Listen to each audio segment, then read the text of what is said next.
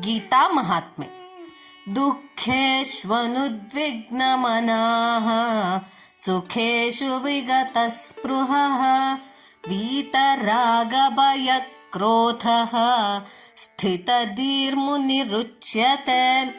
ದುಃಖದಲ್ಲಿ ಉದ್ವೇಗ ಹೊಂದದೆ ಸುಖ ಭೋಗಗಳಲ್ಲಿ ಆಸಕ್ತಿ ತ್ಯಜಿಸಿ ಮೋಹ ಭಯ ಕ್ರೋಧಗಳಿಂದ ಮುಕ್ತನಾದವನು ಸ್ಥಿತಪ್ರಜ್ಞನೆನಿಸಿಕೊಳ್ಳುವನು.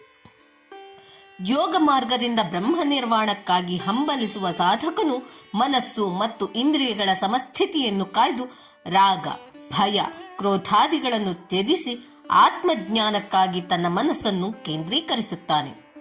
ನಿರಂತರ ವೈರಾಗ್ಯಯುಕ್ತ ಯೋಗಾಭ್ಯಾಸದಿಂದ ತನ್ನ ಮನಸ್ಸೆಂಬ ದೇಗುಲದಲ್ಲಿ ಸ್ಥಾಪಿತವಾದ ಪರಮಾತ್ಮನ ಅಂಶವಾದ ಆತ್ಮವನ್ನು ತನ್ನ ಅಂತರಾತ್ಮದಲ್ಲಿ ಸ್ಥಾಪಿಸಿಕೊಂಡು ತನ್ನ ಸ್ಥಿತಪ್ರಜ್ಞತೆಯ ಪರಿಧಿಯ ಮೇಲೆ ಮೂರ್ತ ರೂಪದಲ್ಲಿ ಪ್ರದರ್ಶಿಸಿಕೊಂಡು ಆತ್ಮತತ್ವದ ಅಭ್ಯಾಸದಲ್ಲಿ ಮುಳುಗಿರುತ್ತಾನೆ. ಈ ಸ್ಥಿತಿಯಲ್ಲಿ ಅರಿಷಡ್ ವರ್ಗಗಳು ಪಕ್ವವಾದ ಮನಸ್ಸನ್ನು ನೀರಿನ ಮೇಲೆ ತೇಲುವ ನಾವೆಯನ್ನು ಗಾಳಿ ಉದ್ವಿಗ್ನಗೊಳಿಸಲು ಯತ್ನಿಸಿದರೂ ಚಂಚಲಗೊಳ್ಳದಂತೆ ಆಪತ್ತಿನ ಮುನ್ಸೂಚನೆಯನ್ನು ಅರಿತ ಆಮೆಯು ತನ್ನ ಶಿರವನ್ನು ಚಿಪ್ಪಿನೊಳಗೆ ಎಳೆದುಕೊಳ್ಳುವಂತೆ ಯೋಗಿಯಾದವನು ಸ್ಥಿತಪ್ರಜ್ಞತ್ವವನ್ನು ಕಾಯ್ದುಕೊಳ್ಳುತ್ತಾನೆ. ಪರಿಪಕ್ವವಾದ ಸಾಧಕನ ಮನಸ್ಸು ಲೌಕಿಕ ಆಸೆಗಳಿಗೆ ಸಿಲುಕದೆ ಅದರಲ್ಲಿ ಅಂಟಿಕೊಂಡಂತೆ ಕಂಡರೂ ಪದ್ಮಪತ್ರದ ಮೇಲಿರುವ ಜಲಬಿಂದುವಿನಂತೆ ಐಹಿಕ ಬಂಧನದಿಂದ ಮುಕ್ತನಾಗಿ ವಿರಾಗಿಯಾಗಿ ಆತ್ಮಜ್ಞಾನವನ್ನು ಹೊಂದುವನು.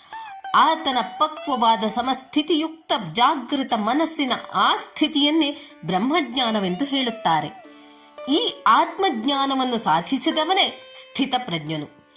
ಇಂತಹ ಆತ್ಮಜ್ಞಾನವನ್ನು ಹೊಂದಿದ ಸ್ಥಿತಪ್ರಜ್ಞನೇ ಮೋಕ್ಷ ಎಂಬ ಅತ್ಯುನ್ನತ ಪದವಿಗೆ ಅರ್ಹನಾಗುತ್ತಾನೆ.